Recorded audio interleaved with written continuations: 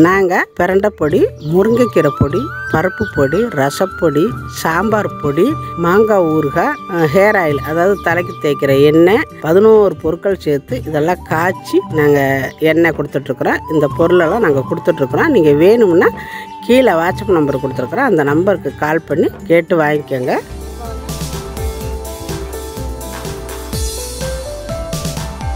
எல்லாருக்கும் வணக்கம். பாருங்க, விலாங்காய் பறிக்கிறதுக்காண்டி வந்திருக்கிறோம். சூப்பராக இருக்குது விலாங்காய் எங்கள் மரத்தில். இதெல்லாம் கிடைக்கிறதே அருது.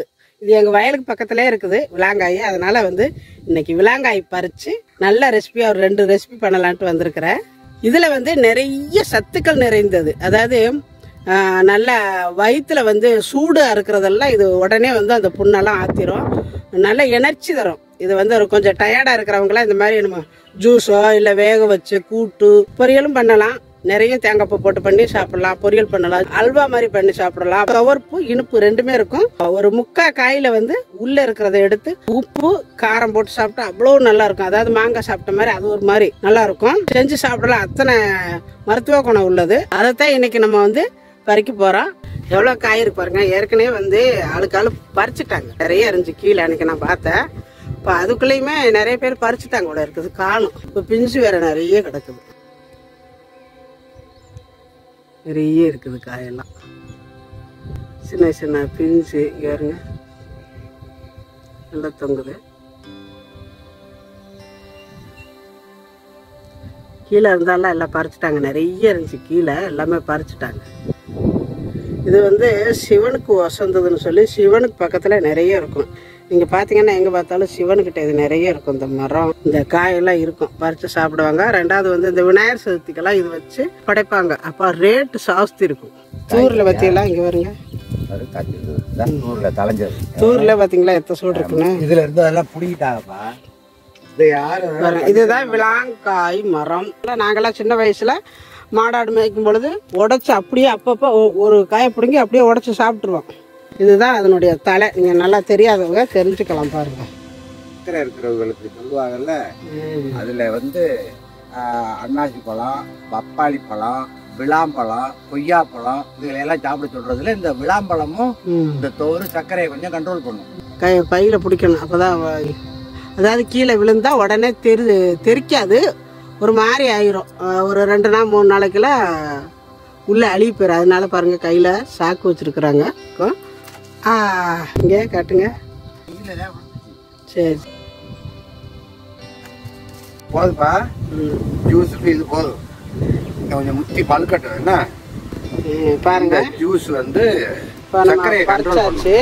பாருங்க எப்படி இருக்கு பாருங்க. பழமா இருக்குன்னு சொல்ல முடியாது. முக்கா பழமா இருக்கும். முக்கா பழம் காய் 1 மாசம் என்ன 1 மாசம் ஆகும் நல்லா பழுக்கத்துக்கு. அப்படியே இந்த காயை ஜூஸ் போட்டு ஜூஸ் போடலாம். அதாவது இதுல நிறைய ஊறுகாய் கூட போடலாம். அப்புறம் இன்னொன்று உப்பு மிளகாய் தொட்டு சாப்பிடலாம். நாங்களாம் உடச்சி உப்பு மிளகாய் தொட்டு தான் சாப்பிடுவோம்.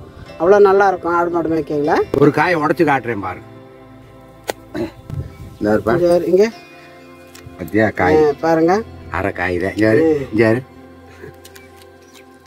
நல்லா இருக்கும். ஆனா இந்த மாதிரி நீங்க தின்றாதீங்க. எல்லாரும் சாப்பிட முடியாது. துவர்ப்பு தொண்டையை பிடிக்கும்.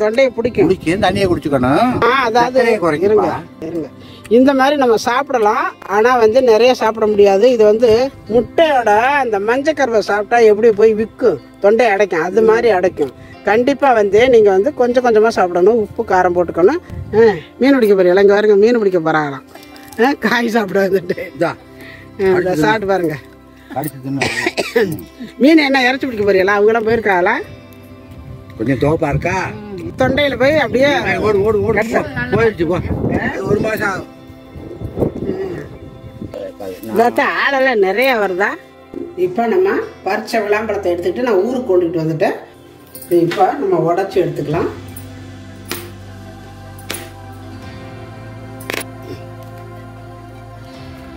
அந்த கீழே விழுந்தது அதனுடைய அதிர்வு. ஒரு பக்கம் அப்படியே ஒரு மாதிரி சவந்து இருக்குது. அது ஒன்றும் இல்லை. எல்லாத்தையுமே வெட்டி எடுத்துக்கலாம். நான் எல்லாத்தையும் இல்லை 2 வச்சிட போகிறேன் ஊறுகாய்க்கு. இது இருக்கட்டும். இது ஒரு பழம் பாருங்கள் நல்லா பழுத்துருச்சு. நல்ல மணமாக இருக்குது பார்த்தீங்களா. இந்த மாதிரி பழுத்துட்டாலே அது ஒரு வாசனை செமையாக இருக்கும். நல்லா அப்படி எடுக்கிறதுக்கும் பாருங்கள் ஈஸியாக வந்துடும். பழுத்தாலே இந்த மாதிரி நல்ல பழம் வந்து எடுக்கிறதுக்கு ரொம்ப ஈஸியாக இருக்கும்.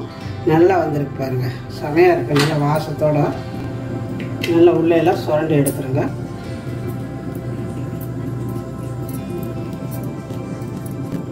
நம்ம எடுத்துட்டோம், இருக்கட்டும். இந்த மாதிரி பழமெல்லாம் சும்மா சாப்பிட்றதுக்கே நல்லா இருக்குது. இது பாருங்க இப்படி நல்லா அப்படியே மகிழ்ந்து நிற்கிது பாருங்கள், நல்லா பழுத்து இப்படி மகிழ்ந்து நிற்கிது. லைட்டாக தொட்டாலும் அப்படி உடையுது. இதில் வந்து கொஞ்சம் போல் எடுத்து சும்மாவே சாப்பிடலாம், ரொம்ப நல்லாயிருக்கும். சும்மா சாப்பிட்றதுக்கே நல்லா இருக்குது. இந்த மாதிரி எடுத்துட்டோம், பாத்திரத்தில் மாற்றிட்டு இதை வந்து நைஸாக கட் பண்ணிக்கணும். நல்லா இது மாதிரி கொத்திக்கணும், பொடியாக விட்டுக்கணும். மொத்தமாக பிடிச்சி இப்படி ஒரு விட்டு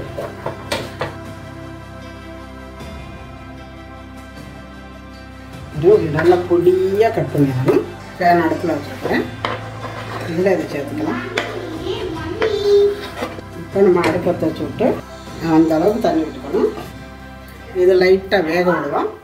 தண்ணி ஊற்றி இந்த மாதிரி வேக விட்டுருக்கோம் பாருங்க. நல்லா கொதிச்சு வேகுது. இந்த மாதிரி அப்பப்போ கிண்டி விட்டுக்கோங்க. நல்லா அந்த இது அதாவது நம்ம கொத்துனது உடையணும். இதில் கூட அப்படி வேக வேக அப்படி கொத்து கொத்தி விட்டுக்கலாம். அது அவ்வளோ சீக்கிரம் வெட்டும் படாது. அவ்வளோ சீக்கிரம் இது வந்து மிக்சியில் போட்டால் கூட கொஞ்சம் அரைப்படுறது கஷ்டம்தான். பொடியாக வெட்டிட்டு போட்டோம்னா நல்லா அரைப்படும். இது வந்து ரொம்ப நேரம் வேகணுங்கிறது இல்லை. ஒன்று வந்து பழமாக இருந்துச்சு, 2 வந்து முக்கா பழம். அதனால் ரொம்ப வேக விட வேண்டாம். அதாவது லைட்டாக ஒரு 2 கொதி வந்தாலே போதும். ஒரு 2 நிமிஷம் நல்லா வெந்திருக்குது. கொஞ்சம் போல் நாட்டு சக்கரை போட்டுக்கோங்க. உங்களுக்கு கல் மண் இல்லாமல் நல்லா சுத்தமாக இருந்தால் அப்படி சேர்த்துக்கோங்க. இல்லைன்னா உங்களுக்கு கல் மண் தூசி அந்த மாதிரி இருக்கிற மாதிரி தெரிஞ்சால் தண்ணிக்குள்ள போட்டு நல்லா கொதிக்க வச்சு வடிகட்டி ஊற்றிக்கலாம். எனக்கு வந்து இது நல்ல சுத்தமான சர்க்கரை, அதனால் நான் அப்படியே போட்டுக்கிட்டேன். உங்களுக்கு எந்த அளவுக்கு இனிப்பு தேவையோ அந்த அளவுக்கு போட்டுக்கலாம். நல்லா கொதிக்க விடணும், ரொம்ப நல்லாயிருக்கும் இந்த மாதிரி நம்ம போட்டு சாப்பிடும்போது. இது சர்க்கரையை போட்டுட்டு கொஞ்சம் அடுப்பை குறைச்சி வச்சுக்கோங்க. நான் இப்போ வந்து நல்லா ஸ்பீடாக வச்சுருக்கிறேன், கொஞ்சம் போல் குறைச்சி வச்சுக்கோங்க. கொஞ்சமாக டேஸ்ட்டுக்கு சால்ட்டு, ஏலக்காய் பொடி, சர்க்கரை போட்டு நுணுக்கி வச்சுருக்கிறேன். இப்போ அதுவும் கொஞ்சம் சேர்த்துக்கலாம். நல்ல வாசனையாக இருக்கும். இந்த மாதிரி நீங்கள் போட்டுக்கிட்டிங்கன்னா கிண்டி விட்டுக்கோங்க. இது கொஞ்சம் ஓரளவு கெட்டியாக வந்தால் போதும், ரொம்ப கெட்டியாக வரணுங்கிறது இல்லை. நம்ம என்ன சர்க்கரை போட்டாலும் ஏலக்காய் போட்டாலும் உப்பு போட்டாலும் அது அதனுடைய ஒரு துவர்ப்பு மாறாது. அந்த துவர்ப்பு இருக்கும். வெள்ளமெல்லாம் சேர்த்து நல்ல இனிப்பு இருக்கும். ஆனால் நாக்கில் வந்து ஒரு துவர்ப்பு இருக்கும். அந்த துவர்ப்பு இல்லாமல் இருக்கிறதுக்கு உங்கள்கிட்ட அதாவது பெப்பர் இருந்தால் சேர்த்துக்கோங்க. அப்படி இல்லைன்னா கொஞ்சம் போல் மிளகாத்தூள் சேர்த்துக்கோங்க. 1/2 ஸ்பூன் அளவு போட்டிருக்கிற பெப்பரு. அப்போ தான் அந்த துவர்ப்பு போய் நல்லாயிருக்கும். எல்லாம் போட்டுட்டு சாப்பிட்டு பாருங்கள். நல்லா இருந்தால் அப்படியே விடுங்க. அப்படி இல்லை அப்படின்னு சொன்னால் இன்னும் கொஞ்சம் பெப்பரோ இல்லை மிளகாத்தூளோ இன்னும் கொஞ்சம் போட்டுக்கலாம். இப்போ நான் சாப்பிட்டு பார்த்தேன், செமையாக இருக்குது. அந்த துவர்ப்பே தெரியலை.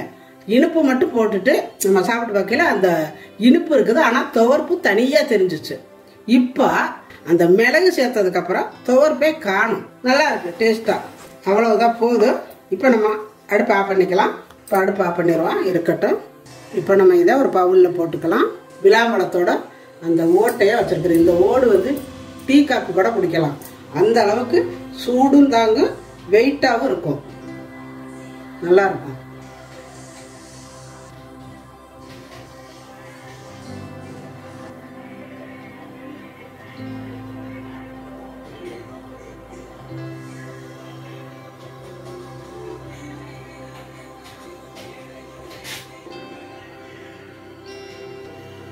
அப்படியே பார்க்குறக்க நல்லா பஞ்சாமிர்த டைப்பில் அவ்வளோ நல்லா இருக்குது. அந்த காரம் இனிப்பு எல்லாம் சேர்த்து தவிர்ப்போட அவ்வளோ நல்லா இருக்குது. கண்டிப்பாக நீங்களும் இந்த மாதிரிலாம் கிடச்சதுன்னா வாங்கி சாப்பிடுங்க. ரொம்ப ரொம்ப ரொம்ப ரொம்ப ஹெல்த்தியானது, நல்லது. இது வந்து கிடைக்காது. மற்ற பொருளெல்லாம் உங்களுக்கு ஈஸியாக கிடச்சிடும். இது வந்து கிடைக்கவே கிடைக்காது. எங்காவது ஒரு மரம் இருக்கும். சிவன் கோயில்களில் கூட நிறையா கோயில்களில் இருக்காது, எங்கேயாவது ஒவ்வொரு கோயில்களில் தான் இருக்கும். இந்த விளாமரம் எங்கேயாவது கிடச்சதுன்னா விட்டுறாதீங்க. வாங்கிட்டு வந்து ஒரு முறையாவது இது மாதிரியெல்லாம் சாப்பிடுங்க. நம்ம ஒரு மாத்திரை சாப்பிட்றோம், ஒரு இத்தினோண்டு கடுகு தண்டி கூட ஒரு மாத்திரை இருக்குது. இந்த மாத்திரையை சாப்பிட்டோம்னா நம்ம உடம்புல இருக்கிற நோய் போயிடுது அப்படின்னு சொல்லி அந்த மாத்திரையை கொடுக்குறாங்க டாக்டர். அந்த இத்தினோண்டு மாத்திரை சாப்பிட்றோம் பார்த்தீங்களா, அது மாதிரி தான் இது. கொஞ்சோண்டு சாப்பிட்டாலே அந்த எனர்ஜி நம்மளுக்கு வந்து ஒரு நாளைக்கு சாப்பிட்டா கூட கிடைச்சி அந்த எனர்ஜி அப்படியே இருக்கும் நம்மளுக்கு கொஞ்ச நாளைக்கு. இந்த மாதிரியெல்லாம் எனர்ஜியான பொருட்கள் எப்போ கிடைச்சாலும் மிஸ் பண்ணாமல் விலையை பார்க்காம வாங்கி சாப்பிடுங்க. பாருங்க, எங்கள் தியா சாப்பிட போகிறேன். உன்னோட கிளே இப்போ நிற்கிறதுக்காக எங்கள் தியா விளையாடுறேன். அது என்னடா அது பேர் கிளேயை வச்சு அப்படியே ஜாம் மாதிரி வெட்டிக்கிடுச்சு. செம்மையா இருக்கு. டேஸ்ட் பஞ்சாமிர்தம் மாதிரி சூப்பரா இருக்கு. அதான்டா இதுடா விலாங்காயில அந்த பழத்துல செஞ்சது. நல்லா இருக்கா? அந்த இதுவா சாப்பிட்டோம்னா துவர்ப்பா இருக்கும். இது எப்படி இருக்கு? நல்லா இருக்கு. புளிப்பு டேஸ்ட் கொடுத்து நல்லா இருக்கு. காரம் இனிப்பு 3 இது சுவை கலந்து சூப்பரா இருக்கு. நல்லா இருக்கு. பஞ்சாமிர்தம் மாதிரி இருக்கு. பஞ்சாமிர்தம் மாதிரி இருக்கு. பார்க்க அழகா இருக்குது. பெரிய பெரிய ஹோட்டல்ல வச்சு கொடுப்பாங்களா அந்த மாதிரி. நல்லா இருக்கா? இங்க என்ன மாதிரி டேஸ்ட்? இனிப்பு புளிப்பு காரம் எல்லாம் கலந்த மாதிரி இருக்கு. ஆமா, மிளகு போட்டிருக்கிறேன்.